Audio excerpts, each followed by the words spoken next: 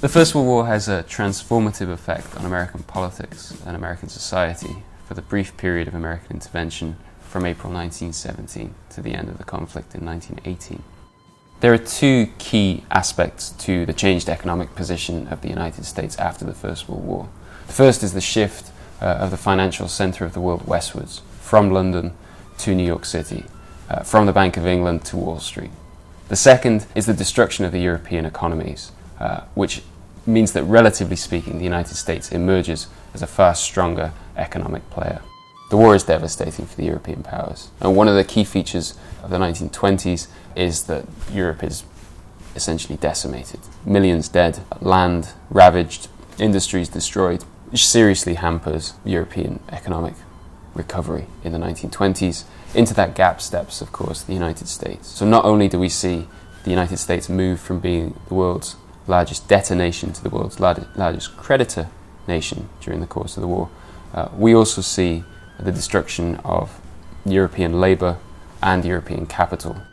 We see an incredible mobilisation by the United States. It involves government and business working very closely together. It involves the coordination of industrial output. It involves regulating prices, fixing prices for certain commodities, and the government takes a more active role in mediating between capital and labour. And all of this is achieved despite the very relatively small size of the American state prior to the First World War.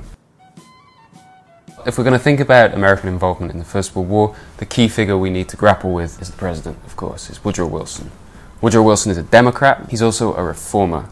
He's a progressive. Now, what that means is that he's interested in using the power of the state to curb the power of business. He's someone who, even prior to American entry into the First World War, is interested in working with business, in working with farmers to coordinate production, to rationalize output, and to prevent conflict between capital and labor in the United States. And what the war does is give him an opportunity to expand on those ideas. One of the most remarkable things about American participation in the First World War is the speed at which the country mobilizes. Really, the United States had made very little preparation. And what happens in those early months is that Wilson essentially calls on a series of advisors to tell him exactly how many men he needs. How is he going to equip those men? How is he going to clothe them? How is he going to feed them? How is he going to get them to Europe? All these questions are things that really hadn't been thought of prior to 1917. The First World War has a paradoxical legacy for the United States. On the one hand, it confirms the US's place as a preeminent economic power.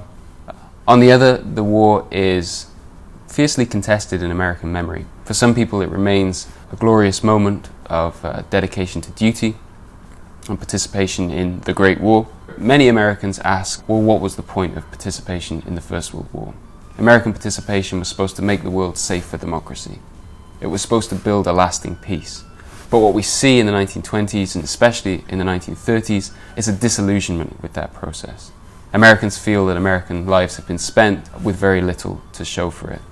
And the war increasingly takes on a negative reputation amongst Americans.